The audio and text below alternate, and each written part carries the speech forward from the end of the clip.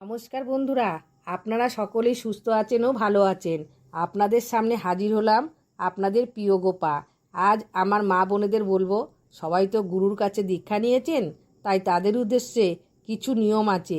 এই গুরু পূর্ণিমাতে গুরু বাড়িতে আপনাদের পদধূলি যেন পড়ে।